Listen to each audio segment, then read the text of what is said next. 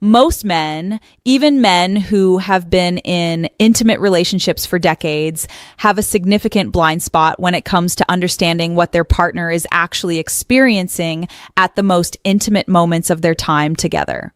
Not because they do not care. Most men care enormously about their partner's experience, but because nobody has ever sat them down and explained clearly and clinically what is actually happening in a woman's body and mind during intimacy, and specifically during the moment of penetration and what follows it. That blind spot has consequences, not dramatic ones usually, but quiet, cumulative ones. A gap that develops over time between what a man thinks is happening for his partner and what is actually happening.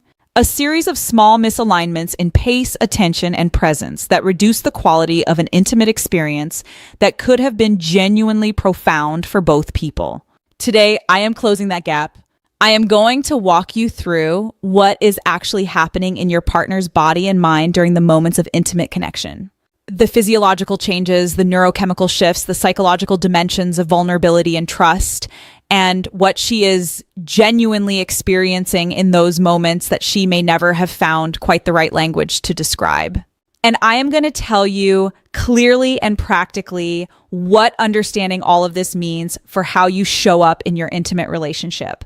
I am Dr. Julia Rouse, a men's sex therapist with over a decade of experience working with different couples and helping men regain their sexual health and strength back. Before we get into the content, please subscribe to this channel and turn on your notifications if you have not already. Every week, I publish clinically grounded, genuinely useful content on men's sexual and relational health. Share this video with a man who deserves to have this understanding. And now let us begin. What is happening in her body before penetration and why this determines everything? To understand what a woman experiences during penetration, you first need to understand the physiological state her body needs to be in for that experience to be what it is capable of being. Because penetration experienced in a body that is fully and properly aroused is a qualitatively different experience from penetration experienced in a body that is not. And the difference is not subtle. Female arousal is a process that unfolds over time in a specific physiological sequence. It cannot be rushed without consequences. And understanding this sequence is the most important clinical knowledge a man over 60 can have about his partner's sexual experience. The process begins in the brain. Arousal is initiated by the nervous system in response to psychological, emotional, or physical stimulation, or some combination of all three. When arousal begins, the parasympathetic branch of the autonomic nervous system activates and drives increased blood flow to the pelvic region. This vascular response is the engine of everything that follows. As blood flow to the pelvic region increases, the clitoral complex, which includes not just the small external glands, but the full internal structure of crura and vestibular bulbs that extend along the vaginal canal, becomes engorged with blood. This engorgement increases the sensitivity of every nerve ending in the region dramatically. The vestibular bulbs, which lie on either side of the vaginal opening and along the vaginal walls, expand and create a narrowing and heightening of sensation at the vaginal entrance. The vaginal walls begin producing lubrication through a process called transudate, where fluid is pushed through the vaginal walls by the increased blood pressure in the surrounding pelvic vascule. Adequate lubrication is both a sign of arousal and a functional requirement for comfortable and pleasurable penetration. Simultaneously, a process called vaginal tenting occurs. The upper portion of the vaginal canal lengthens and expands, increasing the total internal depth and creating space. The cervix, which sits at the upper end of the vaginal canal, lifts away from the vaginal opening as the uterus rises slightly within the pelvis. This tenting effect is essential because without it, deep penetration will cause the penis to contact the cervix directly, which for most women is uncomfortable to genuinely painful. The pelvic floor muscles, which in their resting state maintain a degree of tonic contraction, progressively relax as arousal deepens. This relaxation is what allows the vaginal opening to soften and widen, making penetration not just possible, but welcoming and pleasurable rather than resistant. It is worth noting that pelvic floor relaxation is not automatic or involuntary in the absence of full arousal. It requires the specific neurological conditions of deep parasympathetic activation that only genuine, unhurried arousal produces. A woman who is physically present but not psychologically safe, or who is aroused but has been rushed before the arousal process is complete, will not have fully released the pelvic floor musculature, regardless of how willing she appears externally. Her body has not yet received the internal signal that the conditions are right for full openness. This is why attentiveness to emotional safety is not merely a relational nicety. It is a physiological requirement. This entire sequence takes time. For a woman to be fully and properly aroused, meaning engorged, lubricated, tented, and pelvically relaxed, takes somewhere between 15 and 45 minutes of appropriate stimulation in most women. And this time frame tends to increase rather than decrease with age. For women in their 50s and 60s, hormonal changes associated with menopause affect the speed and completeness of this arousal process, typically requiring longer rather than shorter arousal time, and often requiring deliberate supplementation with lubricant regardless of arousal level. When penetration occurs before this physiological preparation is complete, the experience is different in every measurable way. The vaginal walls are less sensitized. The tenting has not fully occurred, meaning depth of penetration causes discomfort. The cervix has not lifted, creating a risk of painful cervical contact. The pelvic floor is not fully relaxed, making penetration itself resistant rather than welcoming.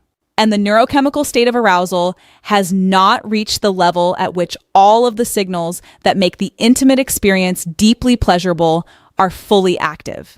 For men over 60, understanding this is particularly important because of what it means for the pacing of intimate encounters. The urgency that many men feel around maintaining an erection. The anxiety that the window of opportunity might close can create a pressure to move quickly from arousal to penetration that directly works against the physiological preparation that makes penetration good for her. When a man rushes this process, he is not just being impatient. He is, without knowing it, ensuring a less satisfying experience for his partner than the same encounter could have provided with more patience and attentiveness. The practical implication is straightforward. Invest in the time. The 15 to 30 minutes of attentive, responsive foreplay that allow her body to complete the arousal process are not a preamble to the real event. They are a non-negotiable component of the real event, the part that determines whether what follows is genuinely pleasurable for her or merely tolerable. What she experiences during penetration, the physiology and the psychology. When penetration occurs in a body that has been fully and properly aroused, the experience for a woman is neurologically and psychologically complex in ways that most men have never had explained to them. From a purely physical standpoint, the moment of initial penetration activates the dense concentration of nerve endings in the vaginal entrance and the engorged vestibular bulbs simultaneously. The vestibular bulbs, having filled with blood through the arousal process, are now pressed against the vaginal walls from the inside, which means that penetration creates indirect stimulation of the internal clitoral complex from within. In addition to any direct external clitoral stimulation that may be occurring, this is why penetration in a fully aroused woman produces sensation that is qualitatively different from and considerably more intense than penetration in a woman who is not yet fully aroused. The nerve structures that generate the most intense sensation are only fully sensitized and engaged after the complete arousal process has occurred. The pressure sensation of fullness that women describe during penetration is not merely a mechanical observation. It is a neurological event produced by the simultaneous engagement of multiple sets of nerve endings throughout the vaginal canal and pelvic floor, creating a distributed, deep sensory experience that is quite different from the localized surface intense sensation that characterizes external clitoral stimulation. Many women describe this internal sensation as grounding, the sense of something that settles and centers rather than excites and stimulates in the way surface sensations do. From a neurochemical standpoint, the moment of penetration during a desired, safe, emotionally connected, intimate encounter triggers an oxytocin surge. Oxytocin, sometimes called the bonding hormone, is the neurochemical most directly associated with feelings of trust, safety, connection, and profound emotional closeness. Its surge in this moment is not metaphorical. It is a documented biological event that produces a specific emotional state, a sense of being fully met by another person, of the gap between two separate individuals being bridged in a way that feels physically and emotionally complete. This is why the emotional and relational context of the intimate encounter has such a powerful effect on what a woman experiences during penetration. Oxytocin release is amplified by emotional safety and genuine connection when she trusts you, when she feels genuinely desired rather than merely used, when the relational environment between you is characterized by care and attunement. The neurochemical experience of penetration in that context is substantially richer than the same physical act in an emotionally cold or disconnected context. The practical implication is that the quality of your emotional presence in the time leading up to and during intimacy is not separate from her physical experience of it. It directly shapes her neurochemical experience.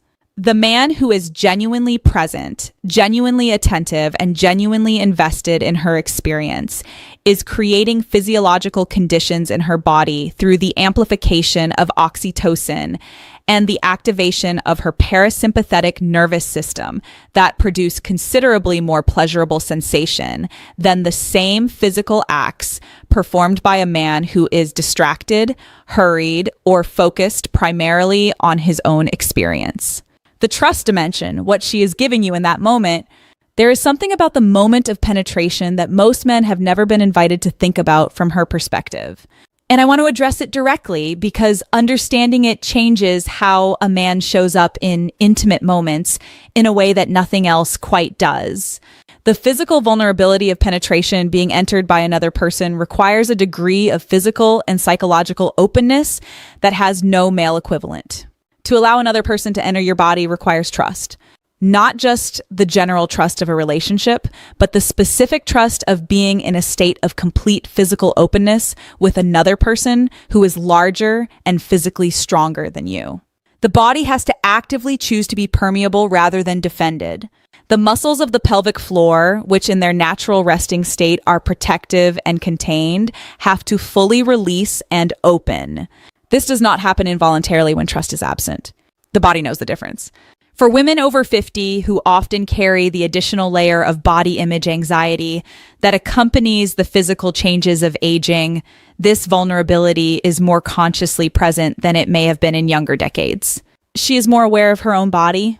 She is more aware of how she is being seen. And the degree to which she feels genuinely and specifically desired by you in this body at this age is directly relevant to how safe it is for her nervous system to be fully open. I want to say something here that I consider one of the most important things I share with the couples I work with. The physical changes of aging in women are real, and many women in their 50s and 60s have absorbed cultural messages suggesting that those changes make them less desirable, less worthy of intimate attention, less worth seeing. When a man of this age approaches his partner with genuine, specific, expressed desire for her as she actually is, the effect on her nervous system is profound. It tells her body that it is safe to be open, that the vulnerability is not a risk but an invitation. And a body told that it is safe to be open is a body capable of experiencing pleasure that a defended, self-conscious body cannot access. When you approach this moment with genuine presence and genuine desire for her specifically, you are not just making her feel good emotionally. You are creating the neurological conditions under which her body can be fully open, fully responsive, and fully capable of experiencing the depth of pleasure that the encounter could offer. Emotional presence is not a courtesy. It is a physiological prerequisite. What she needs from you during penetration, pace, attention, and presence. Now that you understand what is happening in her body and her mind, let me translate this into practical guidance for how to be present in these moments in ways that honor and amplify her experience. The first and most important thing she needs from you is pace. Specifically, she needs initial penetration to be slow. This is not about timidity or passivity. It is about anatomy. The vestibular bulbs and the pelvic floor musculature, even when fully aroused, need the gradual progression of penetration to communicate welcome and accommodation rather than surprise and resistance. Beginning slowly with the first entry being gentle and shallow and deepening gradually over the course of 1 to 3 minutes gives her body the time to respond to each new increment of depth with appropriate neuromuscular relaxation and expanded arousal. Beginning too fast, regardless of how aroused she appears, compresses a process that is designed to unfold incrementally. It bypasses the gradient of sensation that makes the transition from outside to fully inside a continuous and layered experience, reducing it to a single binary event. That reduction costs both of you something. The second thing she needs is your attention to her responses. Her breath is your most reliable real-time guide. Deepening, slowing, and rhythmic breathing indicates that her arousal is building and her body is responding positively. Held breath or shallow, tense breathing indicates that something needs to slow down or adjust. Her muscle responses, the relaxation or engagement of her pelvic floor, thighs, and abdomen, communicate the same information in somatic terms. The woman who reaches for you, draws you closer, and moves to meet your movements is communicating clearly that she is receiving what she needs. The woman who becomes still, holds her breath, or creates subtle distance is communicating equally clearly that she needs a different pace, a different angle, or more time. This is not a complicated system to read. It requires only one thing: that you are actually paying attention. Not to your own sensations, not to your own performance, not to the internal monologue about whether you are doing well enough, to her breath, her movement, the quality of her relaxation or tension. When a man's attention is genuinely directed outward rather than inward during intimacy, he receives continuous, rich, accurate information about his partner's experience. When it is directed inward toward performance monitoring and self-evaluation, he loses access to all of that information and is essentially operating blind. Most men, particularly in the heat of the moment, are attending primarily to their own sensations. The shift toward attending primarily to her sensations and her responses is the single most impactful change most men can make in their intimate lives, and it becomes more rather than less available with age. The urgency and performance anxiety of younger sexuality tends to narrow attention inward. The greater experience and reduced performance pressure of sexuality in the 60s and beyond opens the possibility of genuine outward attentiveness that younger men rarely access. The third thing she needs is your consistency once she is building toward orgasm. Female orgasm depends on the maintenance of a consistent stimulus pattern in the period approaching climax. The nerve endings and arousal pathways that are producing the building response lock into the specific stimulation pattern they are receiving. And any significant change in pace, depth, angle, or pressure in the final stages of arousal disrupts that pattern and can reduce or eliminate the orgasm that was building. When she communicates verbally or non-verbally that she is close, the most important thing you can do is maintain exactly what you are doing without variation. Do not speed up. Do not change angle. Do not introduce novelty. Simply maintain the consistent attentive presence of exactly what has been working. This is one of the most common and most consequential mistakes men make. Changing technique at precisely the moment when consistency is the only thing required. The emotional aftermath. Why presence after matters as much as presence during. The experience of intimacy for a woman does not end at the moment of orgasm or the moment of physical separation. The neurochemical state that penetration and intimacy have produced continues to influence her experience for a meaningful period afterward. And the quality of your presence in that period is directly relevant to the depth of connection she carries away from the encounter. Oxytocin elevated throughout the intimate encounter remains elevated in the post-orgasmic period. This is the period of greatest emotional openness and vulnerability in the entire intimate experience. It is also the period that women most consistently describe as the one in which they feel most or least connected to their partner, depending entirely on his behavior. A man who remains present after intimacy, who does not immediately disengage, reach for his phone, or shift into practical logistics, who allows the warmth and closeness to continue for even a few unhurried minutes, is giving his partner something neurochemically meaningful. He is telling her nervous system in the language that the nervous system most clearly understands, you are safe here. This connection is real, and you were not just used for a physical purpose. That message, delivered consistently over the course of a relationship, shapes the depth of her trust and openness in every subsequent intimate encounter. The inverse is also true. The man who disengages immediately, who physically or emotionally withdraws in the post-intimacy period when she is most neurochemically primed for connection, is sending a message that her nervous system registers as clearly as any verbal communication. That message, also delivered consistently over time, teaches her nervous system to protect itself from the vulnerability of intimate openness. It creates a gradual closing that both partners feel and that progressively reduces the quality of the intimate connection between them.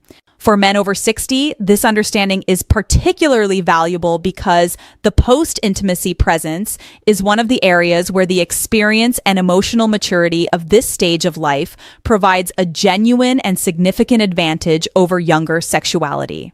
The ability to remain still, present, and warmly connected after intimacy without urgency or distraction is an expression of exactly the kind of emotional intelligence and relational presence that women in this age group consistently identify as the most important quality in an intimate partner. Let me bring everything I have shared today into a single integrated understanding that you can carry into your intimate relationships immediately. Your partner's experience of intimacy is physiologically, neurochemically, and psychologically complex. Her body requires a specific sequence of arousal preparation before penetration can be fully pleasurable. The experience of penetration itself engages the full internal clitoral complex and activates an oxytocin surge that is amplified by emotional safety and genuine connection.